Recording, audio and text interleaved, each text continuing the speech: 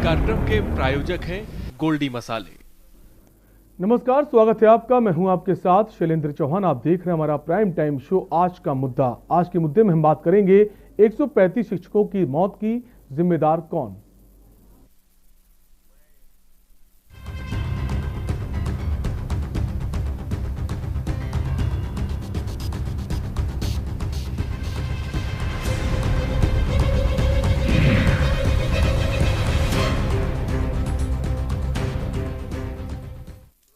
उत्तर प्रदेश में कोरोना संकट ने कोहराम मचा रखा है। कोरोना संक्रमण इतनी तेजी से फैल रहा है कि इसे रोकने के सारे इंतजाम नाकाफी साबित हो चुके हैं।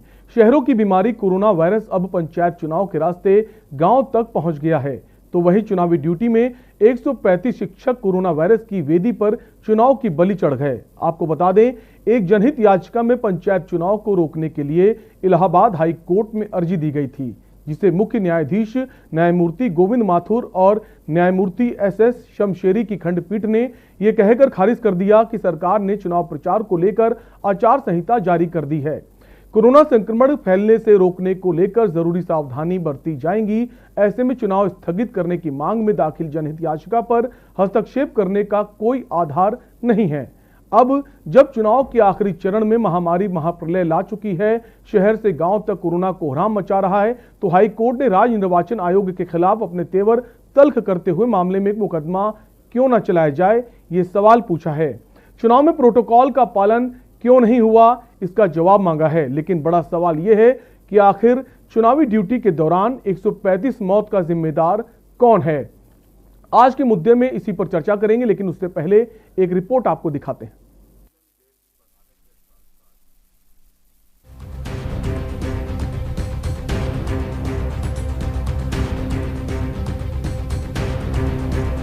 उत्तर प्रदेश में कोरोना संक्रमण के मामले लगातार बढ़ते जा रहे हैं। ऐसे में कोरोना संकट के बीच पंचायत चुनाव ड्यूटी में लगे 135 शिक्षकों की मौत का मामला सामने आया है। शिक्षकों की मौत पर संज्ञान लेते हुए इलाहाबाद हाई कोर्ट ने राज्य चुनाव आयोग को नोटिस जारी किया है। साथ ही हाई कोर्ट ने आयोग से कहा है कि पंचायत चुनाव के दौरान कोविड प्रोटोकॉल लागू नहीं करवाने पर आपके और आपके अधिकारियों के खिलाफ कार्रवाई क्यों ना की जाए। दरअसल एक हिंदी अखबार की रिपोर्ट के मुताबिक यूपी पंचायत चुनाव में ड्यूटी करने वाले 135 शिक्षक, शिक्षा मित्र और अनुदेशकों की मृत्यु हो गई है। इसके अलावा पंचायत चुनाव में प्रथम चरण के प्रशिक्षण से लेकर तीसरे चरण के मतदान तक हजारों शिक्षक, शिक्षा मित्र, अनुदेशक कोरोना से संक्रमित भी हो चुके हैं। सूबे में अभी तक जहां जहां चुनाव हुए हैं, वहां कोरोना संक्रमण के मामले कई गुना बढ़ गए हैं। राष्ट्रीय शिक्षक महासंघ ने मुख्यमंत्री योगी आदित्यनाथ से पंचायत चुनाव तत्काल स्थगित कर ड्यूटी के दौरान संक्रमित हुए लोगों का निःशुल्क इलाज व मृतकों के परिजनों को 50 लाख की सहायता व अनुकंपा नियुक्त देने की मांग की है। शिक्षक महासंघ के मुताबिक पंचायत चुनाव प्रशिक्षण और ड्यूटी में हरदोई लखीमपुर में 10-10, बुलंदशहर, हाथरस, सीतापुर, शाहजहांपुर में 8-8, भदोही, लखनऊ और प्रतापगढ़ में 7-7, सोनभद्र, गाजियाबाद और गोंडा में 6-6, कुशीनगर, जौनपुर, देवरिया, महाराजगंज, मथुरा में 5-5, गोरखपुर, बहराइच, उन्नाव, बलरामपुर में 4-4, श्रावस्ती में 3 शिक्षक, शिक्षा मित्र या अनुदेशक की मौत हुई है।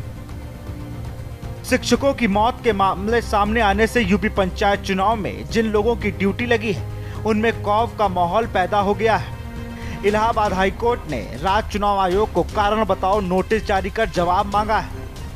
इस मामले में अब अगली सुनवाई 3 मई को होगी। वहीं मामले में विपक्ष ने भी सरकार के खिलाफ मोर्चा खोल दिया है।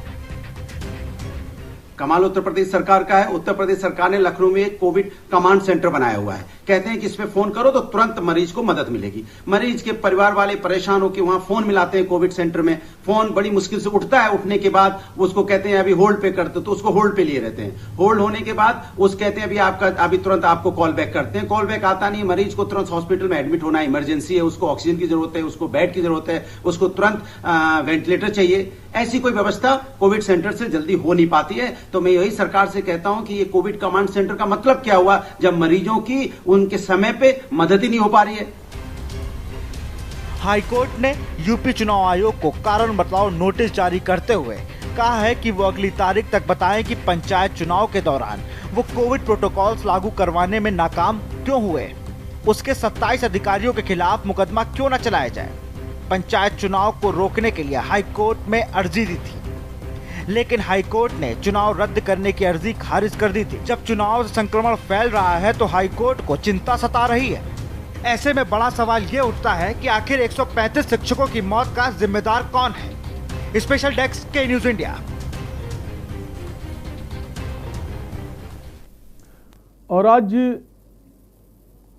और आज हम इसी मुद्दे पर चर्चा करेंगे। हमारे साथ कुछ खास मेहमान हैं। सबसे पहले आपका उनसे परिचय करा देते हैं। हमारे साथ केसी जैन बीजेपी से हैं, लखनऊ से। केसी जैन साहब, आपका बहुत बहुत स्वागत है। हमारे साथ विकास श्रीवास्तव, कांग्रेस प्रवक्ता हैं, लखनऊ से। विकास जी, आपका भी स्वागत है। हमारे साथ वीरेंद्र यादव, पूर्व जज हाईकोर्ट हैं, लखनऊ से। वीरेंद्र जी, आपका भी बहुत बहुत स्वागत। हमारे साथ त्रिभुवन सिंह, नेता शिक्षक संघ, लखनऊ से हैं, आपका भी सर स्वागत। हमारे साथ national political editor Pradeep Vishwakarma ji भी हैं। प्रदीप जी, आपका भी बहुत बहुत स्वागत। सबसे पहले केसी जैन साहब, आपके पास आना चाहूंगा। क्या सरकार की तरफ से जो प्रोटोकॉल फॉलो कराने चाहिए थे उसमें कहीं ना कहीं बड़ी चूक हुई है? जी, आप दोहरा दीजिए फिर से। सरकार की तरफ से कोविड प्रोटोकॉल लागू कराने चाहिए थे, अनुपालन उसका होना चाहिए था, क्या उसमें बड़ी चूक हुई है जो 135 शिक्षकों की मौत हुई है? देखिए, ऐसा बिल्कुल नहीं है कि जो कोविड की गाइडलाइन थी उसको अब से ही नहीं, चुनाव तक ही नहीं, इसके पहले से लगातार उसका प्रचार प्रसार किया जा रहा है। माननीय प्रधानमंत्री जी ने, मोदी जी ने भी कई बार कहा कि कोरोना अभी गया नहीं है और जो है अभी कोई भी लापरवाही हम लोगों को नहीं करनी है। तो ऐसे उन चीजों का पालन करना है। रही बात जिन लोगों की, जिन भी अधिकारियों की, जिन भी शिक्षकों की या अन्य भी वर्ग के लोगों को जिनकी भी ड्यूटी चुनाव में लगाई गई थी, तो उनमें वो पहली बात तो पढ़े लिखे वर्ग के लोग हैं और स्वयं तमाम सारी चीजों के लिए जागरूक है। साथ ही साथ सरकार ने वो सारी गाइडलाइन जो कि WHO के द्वारा जारी है, जो कि मेडिकल विभाग के द्वारा जारी है, जो कि सरकार के द्वारा दिशा निर्देश है, उसको पालन कराने का काम जो प्रशासन का था उसको पूर्ण रूप से पालन कराया। लेकिन इसके साथ साथ क्या है कि आप देखिए, हमारे तमाम सारे जस्टिस जो कि एकदम अलग बैठे हुए हैं, पब्लिक से दूर भी है, जो सुनवाई कर रहे हैं, तमाम सारे लोग छुट्टी पे घरों में, उसके बाद में भी संक्रमित हुए। ये संक्रमण इतना भयानक है जिस प्रकार से लोग संक्रमित हो रहे हैं। और अगर कहीं भी किसी भी व्यक्ति को डायबिटीज है, कोई और गंभीर बीमारी है, और ऐसे में वो लोग बहुत जल्दी संक्रमित हो रहे हैं। और इस चीज के लिए डॉक्टर्स ने और सरकार ने भी पहले से जागरूक कर रखा है। और जो ऐप है तो उस पर भी इस चीज के लिए पहले से जानकारी है कि जो लोग पहले से किसी गंभीर बीमारी के शिकार रह चुके हैं उनके ऊपर ये अटैक ज्यादा करता है। तो कहीं ना कहीं इस तरीके की चीजें रही या कोई और कारण हो सकते हैं जो इस तरीके की घटनाएं हुई। लेकिन ऐसा नहीं जो लोग ड्यूटी पे रहे उन्हीं के साथ घटनाएं हुई, जो लोग घर पे रहे वो भी तमाम सारे लोग इसमें चपेट में आए। जी, हमारे साथ पूर्व जज वीरेंद्र यादव जी भी हैं। हम वीरेंद्र जी, आपके पास आएंगे। क्या जब पहले जनहित याचिका दायर की गई थी चुनाव स्थगित कराने की, क्या कोर्ट उस वक्त इसे संज्ञान में नहीं ले सकता था कि चुनाव स्थगित करा दिए जाए ताकि जो ये मौतें हुई हैं ये ना होती? देखिए, जब कोरोना की बाबत बहुत कुछ पब्लिश हो रहा था टीवी में भी, अखबार में भी, तो इस बात का संज्ञान लिया जाना चाहिए था चुनाव आयोग को कि किसी प्रकार से चुनाव या तो स्थगित कराया किया जाए या फिर उसमें जो कोविड गाइडलाइंस है उनका सख्ती से पालन किया जाए। मैं समझता हूं कि चुनाव आयोग की इस मामले में कुछ न कुछ लापरवाही अवश्य रही है, क्योंकि मुद्दा केवल उनके समक्ष चुनाव कराने का था, कोविड गाइडलाइंस को फॉलो करने का लगता है नहीं रहा है। हम प्रदीप जी के पास आएंगे। वीरेंद्र जी, आपको आवाज आ रही है? हाँ, आ रही है। हाँ, अपनी बात पूरी कीजिए। जी, इसलिए जो याचिका दायर की गई है उस पर जो कोर्ट ने संज्ञान लिया है वो एक वाजिब बात है और उस पर विचार होना चाहिए। जिसकी भी जिम्मेदारी इसमें थी वो जिम्मेदारी तय होनी चाहिए कि ऐसा क्यों है। Thank you. जी, हमारे साथ प्रदीप जी भी हैं, हमारे नेशनल पॉलिटिकल एडिटर हैं। प्रदीप जी, क्या कल 29 तारीख है, कल भी चौथा चरण अभी बाकी है, कितनी बड़ी चुनौती है सरकार के लिए?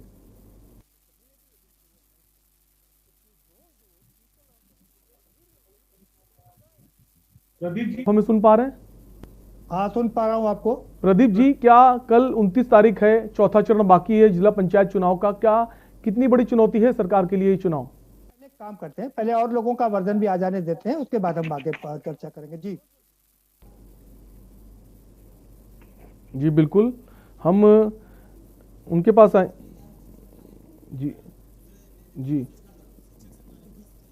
हम त्रिभुवन सिंह के पास आएंगे, नेता शिक्षक संघ है। त्रिभुवन जी, 135 शिक्षकों की मौत हुई है, क्या अब नहीं लगता सरकार को इनके लिए, जिन्होंने अपने लोगों को खोया है, उनके लिए कोई मुआवजा इसकी घोषणा की जाए?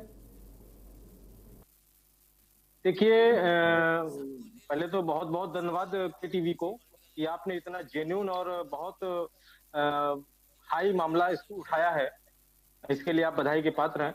बड़ा खेद का विषय है कि पूरा सिस्टम, एक सरकारी सिस्टम, जिसने कर्मचारियों को जानबूझकर आग पर बैठाल दिया, आग पर बैठालने का काम किया। जब ये सबको पता था, पूर्व में जब कोरोना की लहर आई थी, तो उससे सबक क्यों नहीं लिया गया? पहला सवाल। दूसरा सवाल यह है कि क्या पंचायत चुनाव कराना बहुत जरूरी था? अगर पंचायत चुनाव को 1 साल या 1.5 साल या 6 महीने के लिए आगे खिसका देते तो उससे कोई बहुत बड़ी सुनामी या प्रलय नहीं। लेकिन इसमें सबसे बड़ा दोष निर्वाचन आयोग का है। जो मेरे पास रिकॉर्ड है, ऑन रिकॉर्ड है मेरे पास, लगभग 51 शिक्षा मित्र ऐसे हैं उत्तर प्रदेश में, आज 1 घंटे पहले की रिपोर्ट है अब तक की, 51 शिक्षा मित्र ऐसे हैं जिन्होंने प्रशिक्षण या चुनाव ड्यूटी के दौरान जो लोग संक्रमित हुए हैं और ये लोग आज इस दुनिया में नहीं रहे हैं। इसका जवाब कौन देगा? इनके परिवार का भरण पोषण कौन करेगा? सवाल इस बात का है, कौन करेगा? चुनाव आयोग करेगा? कौन करेगा इनके परिवारों का भरण पोषण? इनकी लड़कियों की शादी कौन करेगा? इनके बच्चों की फीस कौन भरेगा? सवाल ये है। लेकिन आज कंपनसेशन के नाम पे कुछ नहीं है। किसी को भी, किसी कर्मचारी को, वो चाहे शिक्षक हो, शिक्षा मित्र हो, अनुदेशक हो, रोजगार सेवक हो, आंगनबाड़ी हो, काम खूब लिया जाता है, चाहे महामारी के समय में हो, पल्स पोलियो हो, जनगणना हो, बाल गणना हो। लेकिन जब इतने क्रिटिकल समय में काम लिया जा रहा है तो सुरक्षा भी देनी चाहिए थी। हम पीछे नहीं हट रहे हैं, हम और हमारे लोग पीछे नहीं हट रहे हैं काम करने से, लेकिन सुरक्षा व्यवस्था देनी चाहिए थी। ये जितने लोग मैं आपको दिखा रहा हूं, इनके परिवार वालों से बात करिए, किसी को ऑक्सीजन नहीं मिली, किसी को बेड नहीं मिला, किसी को दवा नहीं मिली, और इतने लोगों ने जान गंवाई। ये तो केवल 52-53 लोग हैं, पूरे प्रदेश में कम से कम मैं समझता हूँ 150-200 लोग होंगे, कर्मचारी होंगे। और कंपनसेशन के नाम पे, मैं कंपनसेशन के लिए कम से कम 50 लाख रुपए की उत्तर प्रदेश सरकार और चुनाव आयोग से अपील करता हूं और कहता हूं कि इनके परिवार को एक सदस्य को नौकरी दी जाए। सबसे गजब की बात मैं बताना चाहता हूं कि मध्य प्रदेश सरकार ने अपने यहाँ 16 अक्टूबर, सॉरी राजस्थान सरकार ने 16 अक्टूबर 2020 को एक आदेश जारी किया। राजस्थान सिविल सेवा पेंशन अधिनियम 1996 के नियम 75(2) में संशोधन करते हुए चुनाव ड्यूटी के दौरान कार्मिक की कोविड-19 से मृत्यु पर 30 लाख रुपए। लेकिन उत्तर प्रदेश में कोई भी गाइडलाइन जारी नहीं की गई कोविड-19 से मृत्यु की परिप्रेक्ष्य में। वहीं बिहार सरकार ने भी 30 लाख रुपए देने की घोषणा करी है 31 मार्च 2021 को। आखिर उत्तर प्रदेश सरकार ने, यहाँ के अधिकारियों ने ऐसी कोई गाइडलाइन क्यों नहीं जारी की? और जो ऑर्डर है वो मुझे आज ही आयोग से प्राप्त हुआ है, KTV को मैं बताना चाहता हूँ, वो आज ही मुझे आयोग से प्राप्त हुआ है। जब मैंने उनको सूची वगैरह अवेलेबल कराई है मृतकों की। ये 6 अप्रैल 2021 का है। अब इसको आप पढ़ेंगे तो बड़ा हंसेंगे। इसमें साफ साफ लिखा है कि प्रशिक्षण अथवा मतदान मतगणना ड्यूटी के दौरान किसी असामयिक दुर्घटना मृत्यु की दशा में। अब आप ये बताइए कि ये जो कोविड-19 बीमारी है, ये कोई ऐसी बीमारी तो है नहीं कि सांप ने डसा और आदमी मर गया। संक्रमण होगा तो वो आदमी 6 दिन, 10 दिन, 12 दिन, 15 दिन के बाद एक्सपायर होगा। लेकिन इसमें ऐसा कहीं नहीं लिखा है कि इसमें लिखा है दौरान, चुनाव के दौरान। यहां मामला उलझेगा। सबसे बड़ी बात, आखिर इन परिवार वालों का क्या होगा? हम फिर आते हैं, इनका बेटी के हाथ पीले कैसे होंगे? बच्चों की आएंगे आपके पास, त्रिभुवन सिंह वापस आएंगे। हम विकास श्रीवास्तव कांग्रेस प्रवक्ता हमारे साथ जुड़े हैं। विकास जी, क्या लगता है सीधे तौर पर निर्वाचन आयोग ही जिम्मेदार है पूरी घटना का?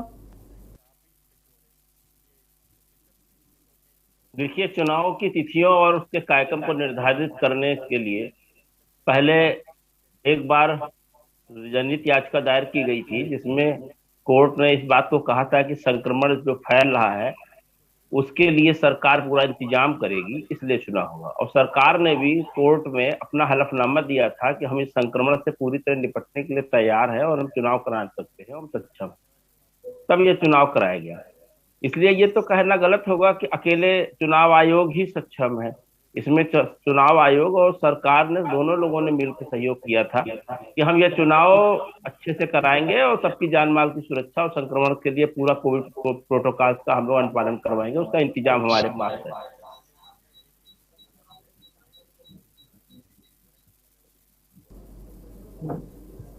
जी, केसी जैन साहब, क्या चुनाव स्थगित नहीं कराए जा सकते थे जिस तरह से कोरोना महामारी लगातार विकराल रूप ले रही थी?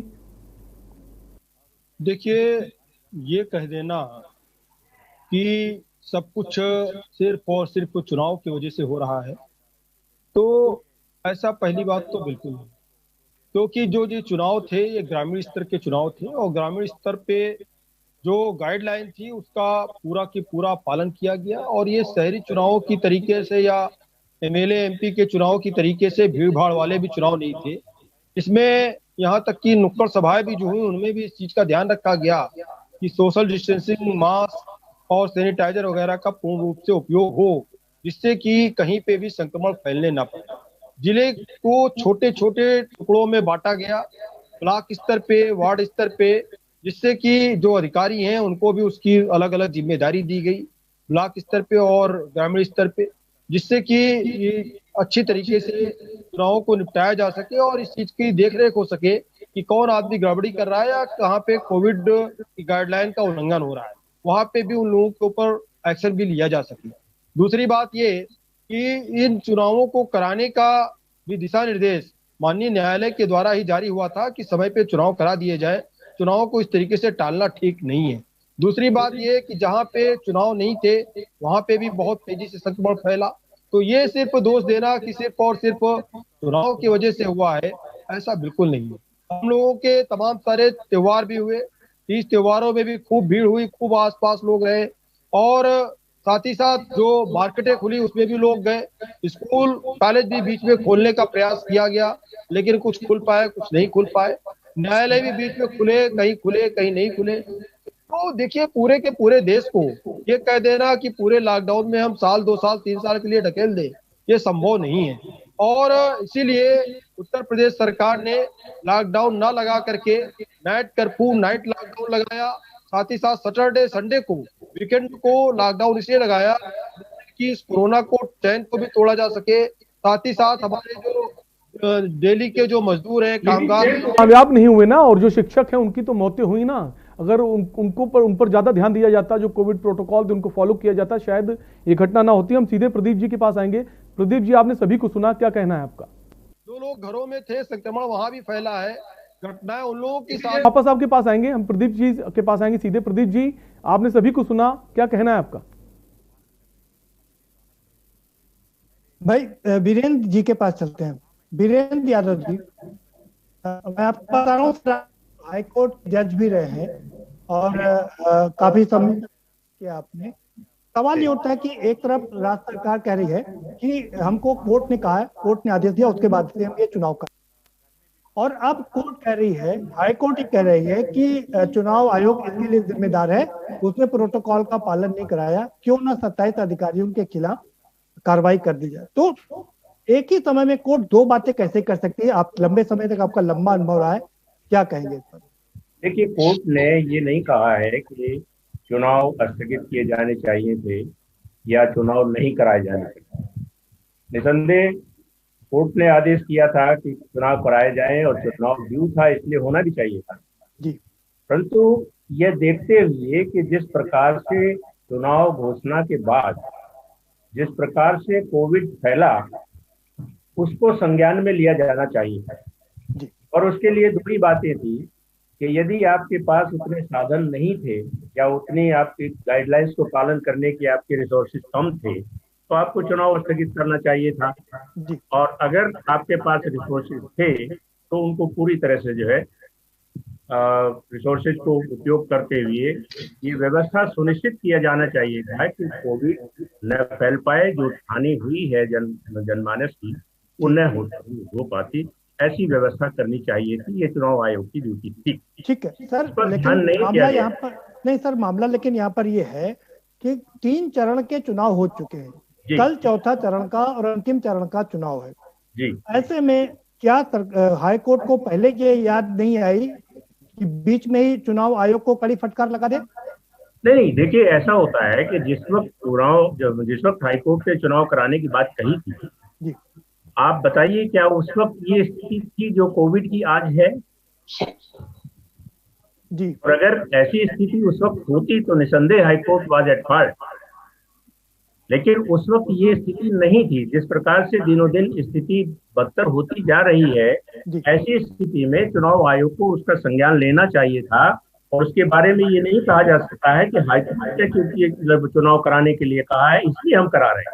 नहीं सर, राज्य सरकार का साफ कहना है कि हाई कोर्ट के दिशा निर्देश के बाद ही हम चुनाव करा रहे हैं। हाई कोर्ट ने स्ट्रिक्ट ऑर्डर दिए थे कि 30 अप्रैल के अंदर आपको चुनाव संपन्न करा लेने हैं। निसंदेह ऐसे आदेश दिए हैं, परंतु उन आदेशों के बाद कोरोना की बदलती हुई स्थिति पर विचार करना चाहिए था और यदि हाईकोर्ट के समक्ष ये बात लाई जाती तो हाईकोर्ट कभी चुनाव स्थगित करने से मना नहीं करता। सर 2 सवाल और छोटे छोटे आपसे मैं समझना चाहूंगा, आपसे समझना है मुझे कि क्या अगर शुरुआत में ये हालत नहीं थी जब हाई कोर्ट ने आदेश दिया था, लेकिन ज्यों-ज्यों चुनाव आगे बढ़े स्थितियां विकट होती गई, बीच में इससे पहले क्यों नहीं हाई कोर्ट ने इंटरफेयर किया इसमें? नहीं, देखिए हाईकोर्ट के सामने या तो ऐसी स्थिति आ जाए कि कोई व्यक्ति कोई पिटीशन लेके आए और या किसी घटना के प्रति हाईकोर्ट संज्ञान ले। हाईकोर्ट सोमोटो नहीं सर, स्वतः संज्ञान भी लेती है कोर्ट ना। हाँ, सोमोटो लेती है, लेकिन वो फैक्ट जब तक कोर्ट के सामने नहीं आएंगे, उस बेंच के सामने नहीं आएंगे, उसको जानकारी नहीं होगी तो सोमोटो संज्ञान किस प्रकार लिया जाएगा? जी, एक और चीज आपसे मैं समझना चाहूंगा सर, आप कोर्ट ने कहा कि अगली हियरिंग 3 तारीख को है, 2 तारीख को पूरा ये कंप्लीट हो जाएगा, 29 तारीख को चुनाव हो जाएंगे, 2 तारीख को गणना हो जाएगी, ऐसे में 3 तारीख की सुनवाई या हेयरिंग का क्या मतलब है? देखिए वो तो इसलिए है कि ये कोर्ट ये जानना चाहेगी कि इस बीच में आपने क्या व्यवस्थाएं की हैं और डेट तो इसलिए लगाई गई है कि जो व्यवस्थाएं आपके पास हैं उन व्यवस्थाओं को आप और अच्छी तरह से लागू करके रिपोर्ट दे सकें। सर आप अच्छी तरीके जानते हैं कि एक बार चुनाव संपन्न हो जाता है फिर चुनाव आयोग के ऊपर कोई भी कार्रवाई नहीं कर पाता है, ये इतिहास गवाह है। ये सेशन की बात छोड़ दें तो उससे अलग है। जी हाँ, नहीं देखिए ऐसा है वो शासन जब चुनाव घोषणा हो जाती है सब प्रशासन चुनाव आयोग के अधीन हो जाता है।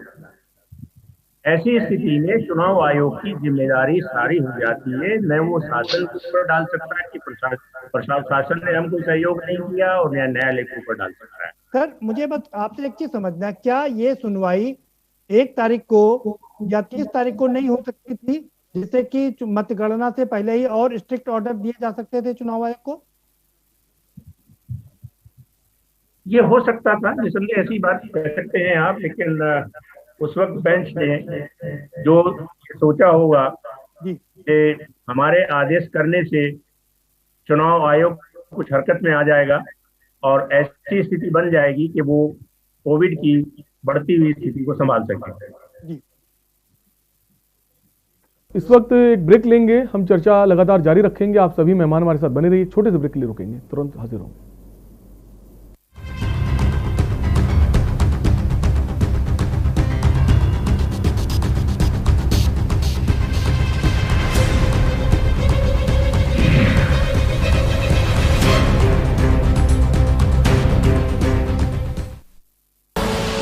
आप देख रहे हैं के न्यूज, खबरों का सारथी।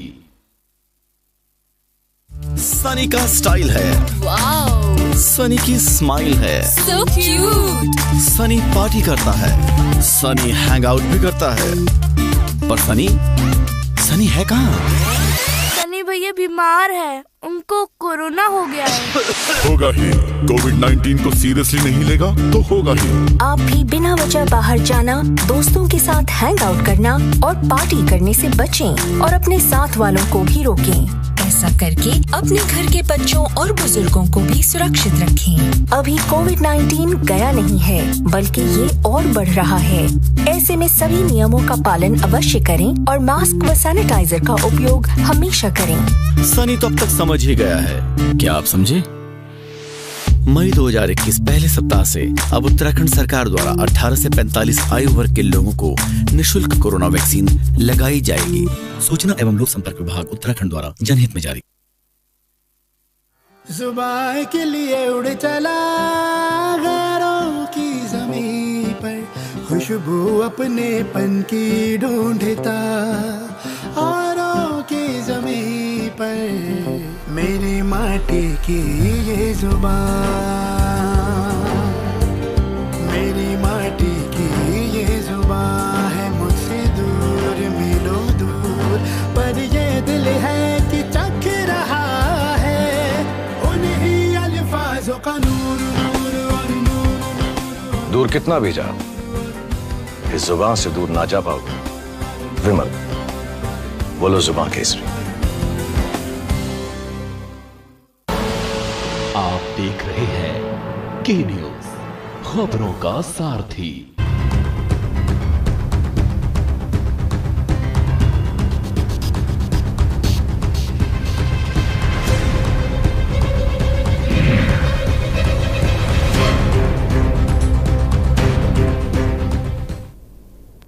ब्रेक के बाद आपका स्वागत है। हम चर्चा कर रहे हैं उत्तर प्रदेश में जिला पंचायत चुनाव में जिन शिक्षकों की ड्यूटी लगी थी उनमें से 135 शिक्षकों की मौत हो गई और उनका जिम्मेदार कौन है।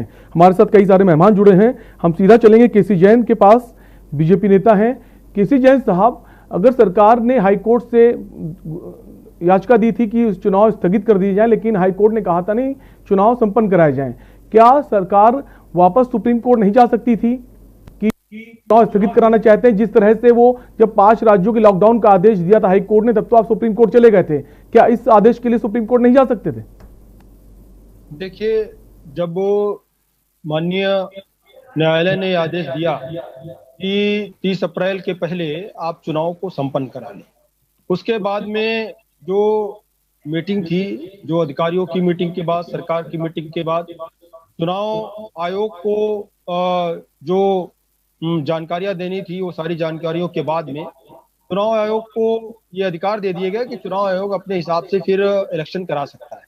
तो इसके लिए तो चुनाव आयोग को जाना चाहिए था कि देखिए ऐसी कंडीशन है, ऐसी कंडीशन में चुनाव में ये स्थितियां हैं और इसलिए चुनाव नहीं होने चाहिए। दूसरी बात ये है कि ये कह देना कि सिर्फ और सिर्फ व्यवस्थाएं, जो कैजुअलिटीज हुई हैं, जो समस्याएं हैं, वो केवल चुनाव की वजह से हुई हैं, ऐसा बिल्कुल नहीं।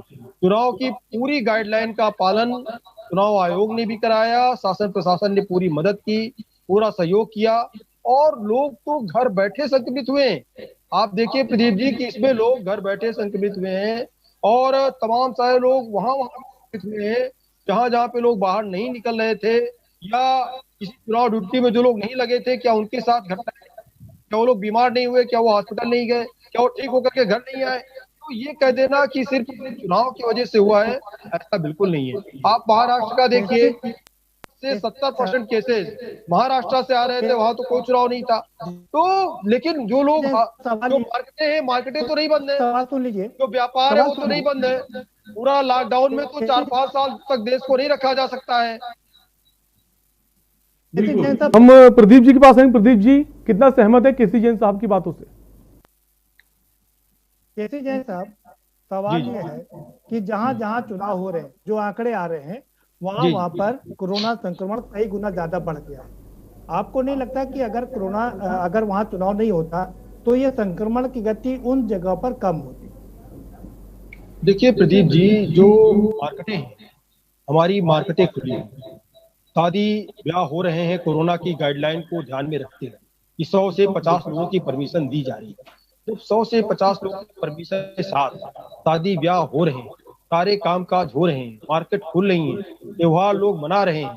और ऐसे में जो ये चुनाव है, चुनाव ग्राम पंचायत के हैं, शहरी इलाके के चुनाव नहीं है। ये जो है नगर निगम के चुनाव नहीं है, ये ग्राम पंचायत के चुनाव, जहाँ पे कम भीड़ भाड़ है, जहाँ पे बिररी आबादी है, दूर दूर आबादी है, जहाँ पे इतनी घनी आबादी नहीं है।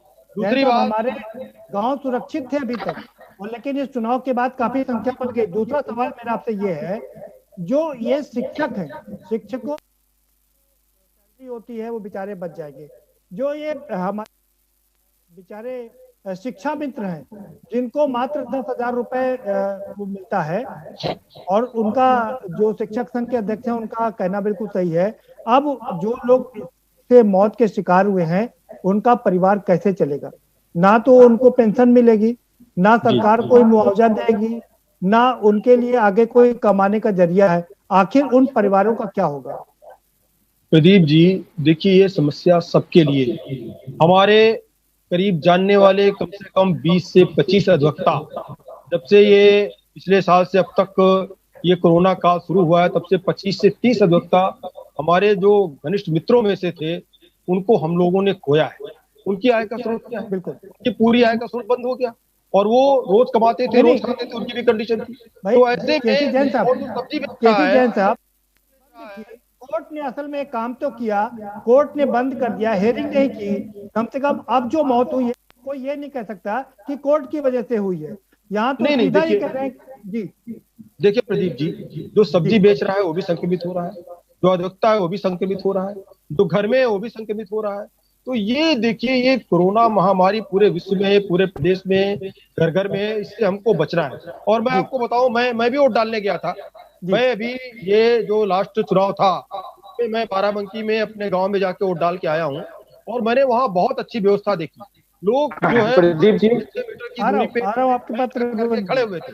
जो लोग थे 5 से 6 मीटर की दूरी पे खड़े हुए थे। और जब मैं वोट डालने के लिए अंदर गया, अंदर से सिर्फ 3 से 4 लोग थे अंदर जो एंट्री किए थे। तो इन सारी व्यवस्थाओं का थी, हमने देखा होता है। फिर कोर्ट ने इतनी फटकार क्यों लगाई चुनाव आयोग को? देखिए, चुनाव आयोग को फटकार लगाई है कोर्ट ने, कोर्ट को जवाब चुनाव आयोग देगा कि उन्होंने क्या व्यवस्थाएं की, क्या नहीं की, कहाँ पे लापरवाही हुई।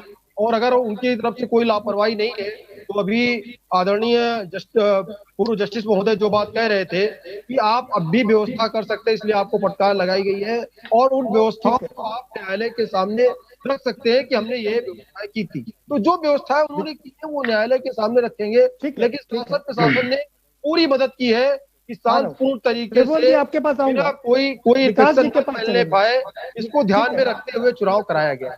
विकास श्रीवास्तव जी, आपके मन में भी तमाम सवाल होंगे। राहुल गांधी, प्रियंका गांधी भी लगातार इसको लेकर के चिट्ठी भी लिख रहे हैं मुख्यमंत्री को, तमाम आवाज भी उठा रहे हैं। आप केसी जैन साहब से क्या सवाल पूछना चाहते हैं? आप सवाल पूछ सकते हैं। देखिए, सरकार को 135 लोगों की मौत की जिम्मेदारी उठानी पड़ेगी, और सरकार उस वक्त ये नहीं हो सकता है कि चुनाव आयोग ही सारी जिम्मेदारी उठाएगा। आपने कहा ना कि 3 तारीख के बाद सुनवाई हो। 3 तारीख के बाद चुनाव आयोग के सारे अधिकारी सरकार के ही मुलाजिम हैं। यहाँ पर उन लोगों को जरूर घेरे में लेने के चाहिए जिन लोगों की वजह से पैंडेमिक में मौतें हो रही हैं और अव्यवस्था फैल रही है, और ये कोरोना जैसी संक्रमण को पिछले 14 महीने में निपटने के लिए कोई भी तैयारी नहीं की गई। चुनाव आयोग और सरकार एक ही सिक्के के दो पहलू हैं। जिम्मेदारी थी एक संवैधानिक संस्था के तौर पे, इसलिए कोर्ट ने उनको बुलाया। माननीय न्यायालय ने इस मामले को स्वतः संज्ञान में तब लिया है जब 135 शिक्षक और शिक्षाविद अनुदेशकों की मृत्यु हुई है।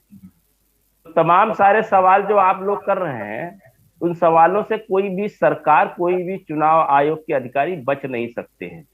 और विकास श्रीवास्तव जी, मजबूरी ये थी सरकार की, क्योंकि 2 बार ऑलरेडी इस चुनाव को पोस्टपोन किया जा चुका था। पिछले मई जून में चुनाव होना था, पोस्टपोन किया गया। सितंबर अक्टूबर में चुनाव होना था, पोस्टपोन किया गया। एक संवैधानिक बाध्यता भी है चुनाव कराने की। ठीक है, संवैधानिक बाध्यता पर प्रश्न नहीं किया जा रहा है। केवल कोर्ट का जो माननीय न्यायाधीशों का जो सवाल है, इसी बात पर है कि आपने जो कोविड प्रोटोकॉल्स का अनुपालन क्यों नहीं किया। क्योंकि आपने देखा कि के अंदर 5-7 हजार लोग एक बड़े हॉल के अंदर प्रशिक्षण ले रहे थे और उसका तस्वीर सबको सार्वजनिक हुआ था, प्रमुख समाचार पत्रों में देखा था। कोविड तो उसी दिन हो गया था। पहला कदम ही सरकार और चुनाव आयोग के देखरेख में था, इसलिए चुनाव आयोग बच नहीं सकती है। तो तलब टिप्पणी जो कोर्ट की है वो वाजिब है। और आज के इस युग में जब विपक्ष बोल नहीं सकता, मीडिया के सवाल नहीं पूछना है, लोगों ने प्रश्न बदल दिए हैं, अनौतिक जो मूल मुद्दे हैं उसके अलावा भटकाने वाले मुद्दों पर और जिन पर मिर्च मसाला मिलता है, डिबेट बनती है, टीआरपी बनती है, ऐसे सवाल उठाए जाते हैं। तो ऐसे में उसी समय सवाल उठना चाहिए था कि जब कोरोना की दूसरी लहर आ रही है, उसमें सरकार का फेलियर है, उसमें जो भी सरकार है उसकी रिस्पॉन्सिबिलिटी है। नाम लेने की कोई जरूरत नहीं है, क्योंकि सीधे उठा करके प्रॉपर्टी जब्त कर लिया जाएगा। पर सीएमएस को इस लखनऊ के अंदर जिस तरीके से भी एक मेला लगा हुआ था, सारे कर्मचारियों ने अपने मेडिकल सर्टिफिकेट भी दिए थे। हमारे घर में भी शिक्षा क्षेत्र से जुड़े तमाम सारे कर्मचारी थे जिन्होंने अपना मेडिकल सर्टिफिकेट दिखाया, पर उनको सबको धमकी भरे अंदाज में कहा गया आपको ये ड्यूटी करनी है। और तब और 135 लोग लीला समाप्त कर चुके हैं, पर कम से कम हजारों लोग इस वक्त कोरोना संक्रमित है। और इनकी वजह से जो सीएमएस जैसे एक प्रशिक्षण स्तर पर जहां पर हुआ, उस जगह पर ही अगर व्यवस्था सही हो जाती तो ये गांव में संक्रमण न फैल पाता। विकास जी, आप मान लीजिए मीडिया आज सवाल नहीं खड़े कर रहा है, आप आरोप लगा रहे हैं, मान लेते हैं। विपक्ष क्या कर रहा है? विपक्ष सवाल क्यों नहीं खड़े कर रहा है? विपक्ष कहाँ है? आप सोशल हैंडल देखिए, हम ही लोगों ने वो तस्वीर दिखाई थी जिसमें सीएमएस के अंदर लगातार भीड़ के बीच में, अव्यवस्था के बीच में न चाय पानी कोई अव्यवस्था नहीं थी, और सारे लोगों को बुला करके और मरने के लिए झोंक दिया गया और कहा गया कि हम कोविड प्रोटोकॉल का अनुपालन कर रहे थे। इस सवाल का जवाब हम कहाँ पूछ पाएंगे? हम केवल सोशल मीडिया पे डाल सकते हैं, पर उस वक्त भी पूछना चाहिए था, सम्मानित समाचार पत्रों मीडिया को पूछना चाहिए था कि जहां कोरोना फैला हुआ है, 2 गज दूरी, मास्क जरूरी है, वहां पर ये मेला क्यों चला सीएमएस लखनऊ के स्कूल के अंदर? ठीक है विकास जी। जयंत साहब कुछ कहना चाह रहे हैं? जयंत साहब आप कुछ कह लीजिए, फिर त्रिभुवन जी फिर आपके पास आऊंगा। देखिए, हमारे कांग्रेस के साथी लगातार सवाल उठा रहे थे विकास जी, लेकिन आपको ही लगातार कांग्रेस हो या अन्य विपक्षी दल हो, लगातार कह रहे थे कि समय समाप्त हो गया है और भारतीय जनता पार्टी चुनाव नहीं कराना चाहती है, चुनाव टालना चाहती है। और ये चुनाव इसलिए टालना चाहते हैं क्योंकि उन्होंने घोषणा कर दी है कि इस बार भारतीय जनता पार्टी चुनाव लड़ेगी और इनकी जीतने की हैसियत नहीं, इसलिए चुनावों को टाल रहे हैं। ये इनका कार्यकाल ऐसा रहा है कि ये चुनाव हार जाएंगे और इनको त्रिस्तरीय चुनाव में ही पता चल जाएगा इनकी हैसियत क्या है, योगी जी अब गायब हो जाएंगे। तमाम सारे आरोप आप लोग लगा रहे थे, और जब चुनाव हुआ तब आप लोग इस तरीके से आरोप लगा रहे हैं। वो भी चुनाव हुआ किस पे? चुनाव हुआ माननीय न्यायालय के आदेश पे। हम तो अब भी चाह रहे थे कि थोड़ा और रुक करके चुनाव हो, क्योंकि ये जो लहर है जिसको आप कह रहे हैं फेलियर है आपका। जवाब ले लेते हैं साहब, विकास जी से जवाब ले लेते हैं। विकास जी जवाब तब भी सवाल खड़े किए जब लॉकडाउन लगा, जब लॉकडाउन नहीं लगा तब भी प्रियंका गांधी जी, राहुल गांधी सवाल खड़े कर रहे हैं। और जिस भीड़ के लिए आपने सवाल खड़े किए वेस्ट बंगाल में कि आप चुनाव करा रहे हैं, उसी वेस्ट बंगाल में भीड़ को राहुल गांधी जी लगातार संबोधित करते रहे और खुद प्रश्न है मेरा, संक्रमित कब हुए उनको बाद में पता चला, लेकिन वो फैलाते रहे पहले कोरोना। सवाल विकास जी का। जी हाँ विकास जी अपनी बात रख लीजिए। एक लॉजिकल प्रश्न है। आप जिम्मेदार हैं मित्र, भाजपा के हमारे प्रवक्ता साथी, आप अनुभवी भी हैं और जिम्मेदार हैं। आप चिकित्सालयों में जाते हैं, किसी भी हॉस्पिटल में आप जाएंगे, लोहिया में, केजीएमसी में, एंट्री करते ही सबसे पहले आपका कोविड टेस्ट किया जाता है, एक रैपिड टेस्ट किया जाता है। जिन लोगों को आप 55,000 गांव के बीच में भेज रहे हैं और जान के खेल के भेज रहे हैं, बिना हथियार के किसी को सीमा पे भेज देना या किसी को जानबूझ के जलती आग में झोंक देने के बराबर है अगर आपने उनका टेस्ट नहीं कराया। क्या आपने ये, आप लिखा पढ़ी में दावा दिखा सकते हैं, कहीं आप प्रूफ दिखा सकते हैं कि चुनाव आयोग ने या सरकार के लोगों ने इन लोगों को इकट्ठा होते समय इनका आईटीपीसीआर किया और जांच किया और जांच में जो लोग सही पाए गए या इनको फ्री में जांच आईटीपीसीआर कराया गया, जब ये सही थे तब इनकी ड्यूटी लगाई गई। आपने कोरोना संक्रमित 2 लोगों से पूरे लोगों को आपने आरोपित कर दिया, सब लोग संक्रमित हो गए और फिर ये गांव में जाकर जिस ईवीएम मशीन को छू रहे थे, प्रोसेस अप्लाई कर रहे थे, पूरे गांव को इन्होंने संक्रमित किया है। देखिए भी जांच की जा चुकी है और सरकार कह रही है हम बहुत जिम्मेदार है और हम ऐसा नहीं कर सकते, वैसा नहीं कर सकते, पर कोविड प्रोटोकॉल्स को अनुपालन तो करवा सकते हैं।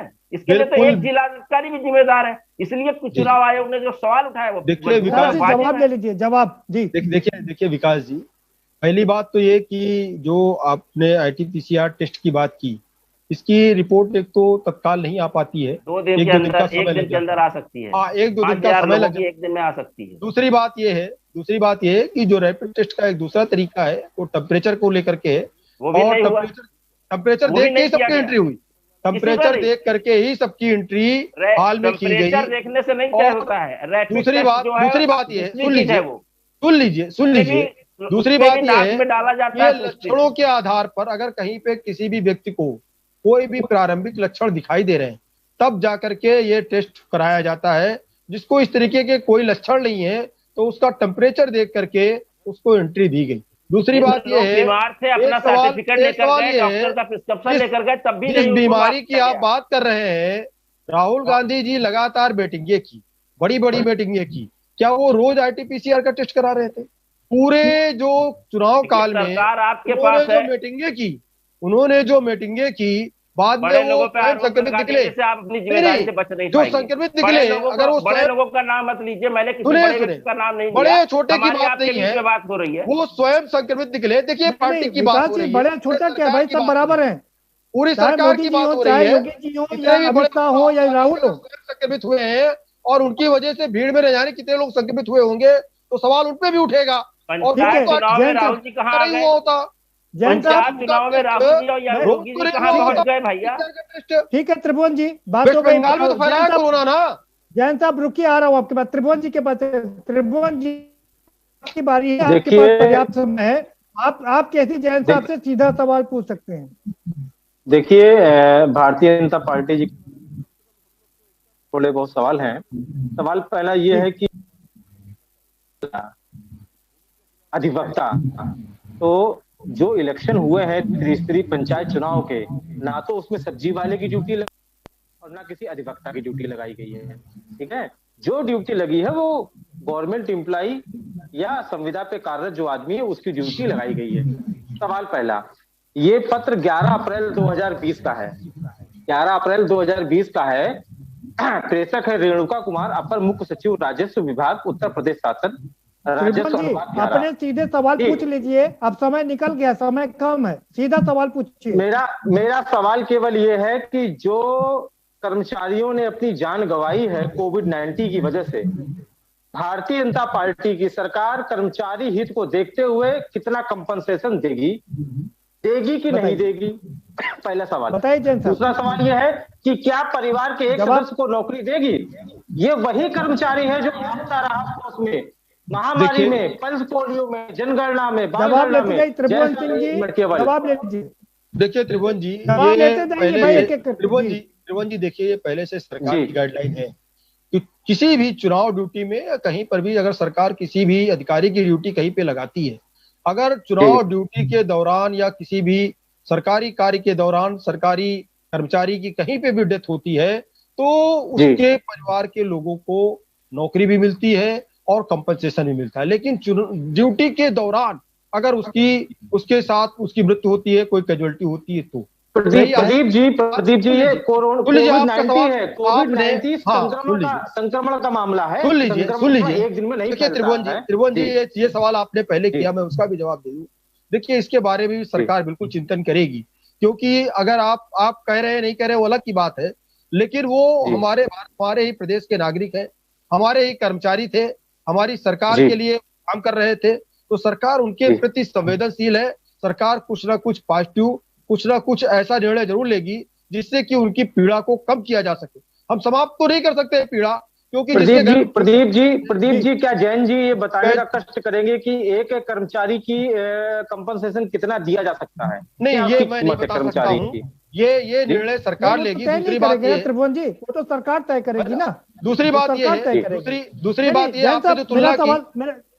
जैन साहब मेरा सवाल ये है त्रिभुवन की तरफ से कि जो सरकारी कर्मचारी हैं उनको तो कुछ ना कुछ मुआवजा मिल जाएगा, जो बेचारे कॉन्ट्रैक्ट पर हैं, जो शिक्षा मित्र हैं, जो अनुदेशक हैं, जिनको 7,000 रुपए ग्राम रोजगार सेवक है, प्रेरक है, ग्राम सेवक हैं, जो बहुत ही कम सैलरी में काम करते हैं, अपना पूरा समय देते हैं सरकार को, उनका क्या होगा?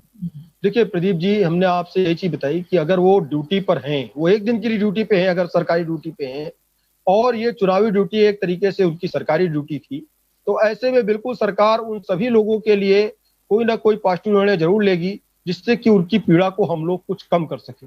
हमने पहले बताया उनकी पूरी पीड़ा को हम लोग समाप्त नहीं कर सकते हैं, क्योंकि जिसके घर में दुर्घटना हुई है, जिसने अपने प्रिय को किसी को खोया है, उसकी पीड़ा को तो कोई नहीं खत्म कर सकता है, लेकिन हाँ मलहम लगाने का काम सरकार जरूर करेगी।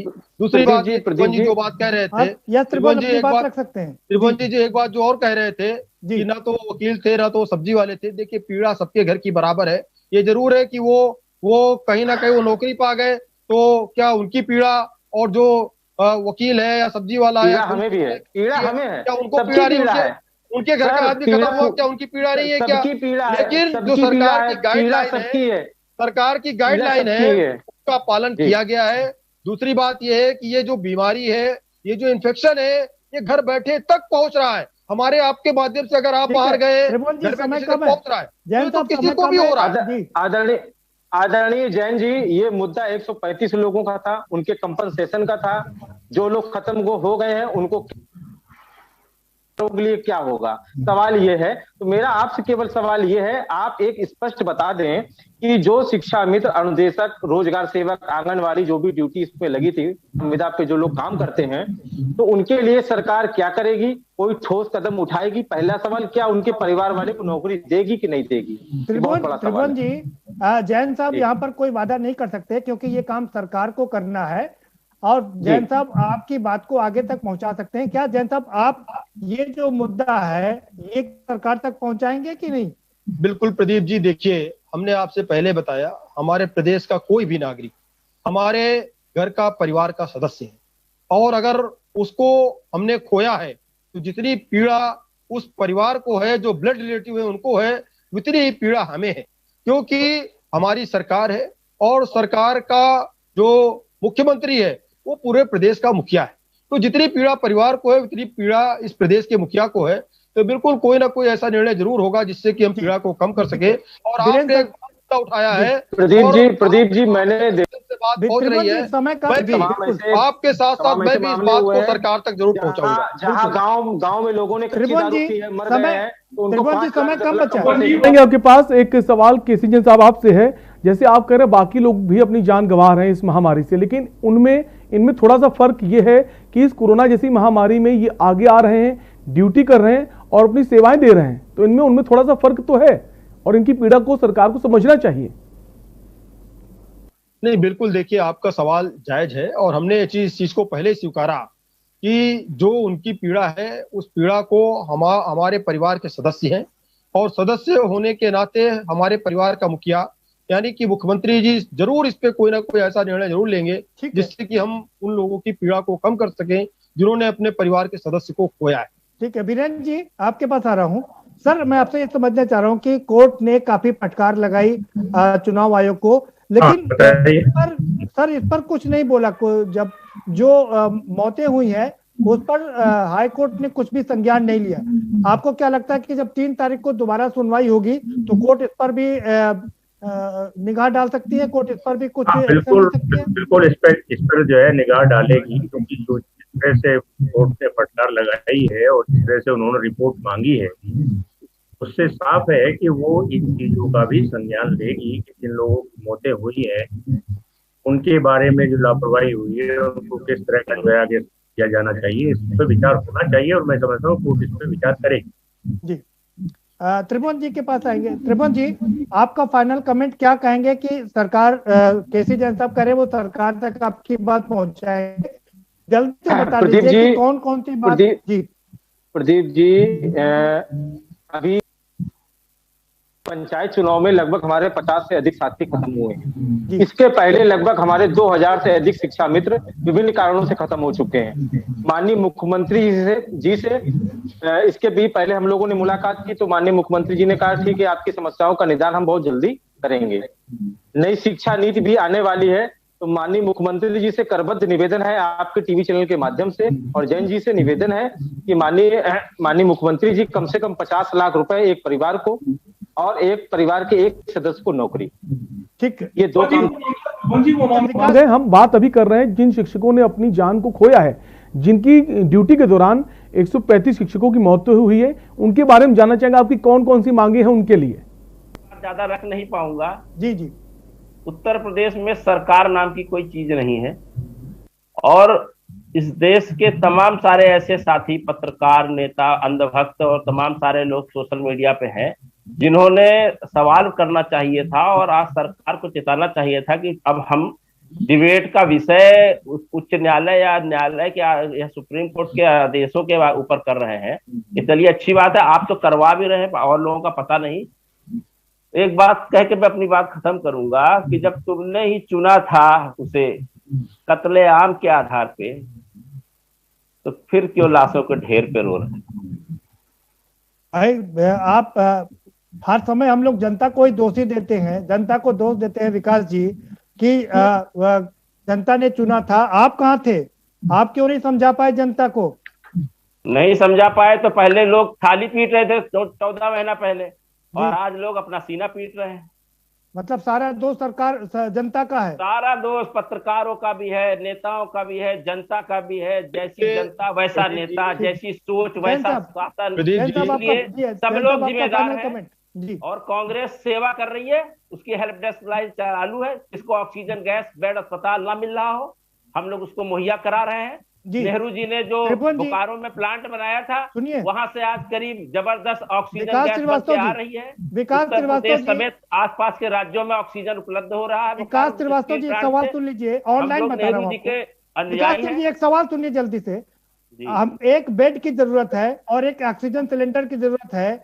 हमारे एक मित्र को कल आप पहुंचा दीजिएगा, हम कहाँ पर आपको संपर्क करें बताइए। आप एड्रेस उनका भेज दीजिएगा जी, और उनका डिटेल भेज दीजिएगा, उनका जो अटेंडेंट होगा उसका नंबर भेज दीजिएगा। अभी व्हाट्सएप पे, इसी नंबर पे मेरा व्हाट्सएप है। ठीक है और आपसे आपका फाइनल कमेंट वादा है कि मदद की जाएगी। देखिए आदरणीय प्रदीप जी कि कुछ मुद्दे ऐसे होते हैं जहाँ पे राजनीति नहीं होनी चाहिए। बिल्कुल ठीक बात। ये जो संक्रमण काल है पूरे विश्व में फैला है, पूरे देश में फैला है, हर एक प्रदेशों में। सरकार जब जवाबदेही से पीछे हटती है, आपको बोलना पड़ता है कई शब्दों में। जनता आ नहीं सकती है। विकास जी लास्ट कमेंट है। नहीं जा रहा। विकास जी आपका फाइनल कमेंट हो गया। जैन साहब को, विकास जी आपका फाइनल कमेंट हो गया। जैन साहब को फाइनल कमेंट के लिए जाने दीजिए। सारे खेल में सब लोग घेरे में है। देखिए विकास जी का काम है हल्ला बोल करना जी। इनके राहुल गांधी भी हल्ला बोल करते हैं। जैन साहब जल्दी से आप समय कम। विकास जी आपका समय समाप्त हो गया। विकास जी समय समाप्त हो गया। समझाने का प्रयास किया। 70 सालों तक ये नेहरू जी का गुणगान करते रहे। ठीक है जैन साहब, सोनिया गांधी बाहर नहीं जा सकते, कुछ नहीं कर पाए। जैन साहब की जनता का सवाल गुणगान करते रहे। आप क्या कर रहे हैं? जस्टिस ले लेते हैं वीरेंद्र जी से, समय हमारे पास कम है। वीरेंद्र जी क्या कहना चाहेंगे? सबसे ज्यादा लोग महाराष्ट्र में मर रहे हैं। ठीक है जैन साहब हो गया। वीरेंद्र सर आपका फाइनल कमेंट क्या कर रहे हैं? जैन साहब आपका नहीं हो पा रहा है। जैन साहब हो गया। प्रदेश को कोस रहे हैं। सबको एकजुट होना है और अगर किसी की मदद हो सकती है उसकी मदद के लिए हम लोग ये प्रोग्राम कर रहे हैं। वीरेंद्र जी आखिरी कमेंट आपसे। जी करना चाहिए जी। इस समय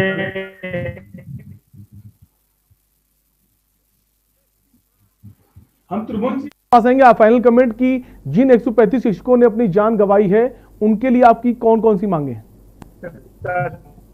त्रिभुवन जी सुन पा रहे हैं? सर आवाज नहीं आ रही आपकी स्पष्ट। त्रिभुवन जी को हमारी आवाज नहीं आ रही। प्रदीप जी आपके पास आएंगे, फाइनल कमेंट दीजिए। बिल्कुल, बहुत शुक्रिया सभी मेहमानों का। वीरेंद्र जी माफ करिएगा, आपकी आवाज नहीं आ रही थी। बहुत शुक्रिया आपका भी। कुल मिलाकर के मामला ये है कि चुनाव हो गए, लेकिन बहुत देर बाद जो हाई कोर्ट भी जागा, तो हाई कोर्ट तमाम मामलों पर स्वतः संज्ञान ले लेती है। क्यों नहीं बीच चुनाव में हाई कोर्ट ने स्वतः संज्ञान लिया? और दूसरा, जिस तरह से चुनाव आयोग कराया, इसमें कोई शक नहीं है कि उसने ढीला ढाला रवैया अपनाया और प्रोटोकॉल का पालन उनसे तो प्रोटोकॉल का पालन कराया। इसमें कहीं ना कहीं चुनाव आयोग की दोषी को भी इसमें थोड़ा रिकंसीडर करना पड़ेगा कि आखिर उसने बीच में इंटरफेयर क्यों नहीं किया। जी बिल्कुल, बहुत बहुत शुक्रिया प्रदीप जी हमसे जुड़ने के लिए। त्रिभुवन जी आपका भी शुक्रिया, विकास श्रीवास्तव जी आपका भी शुक्रिया, केसी जैन साहब आपका भी बहुत बहुत शुक्रिया। तो जिन 135 शिक्षकों की मौत हुई है, जिन्होंने अपनी जान गंवाई है, के न्यूज़ इंडिया उनके लिए गहरी संवेदनाएं प्रकट करता है और हम उम्मीद करते हैं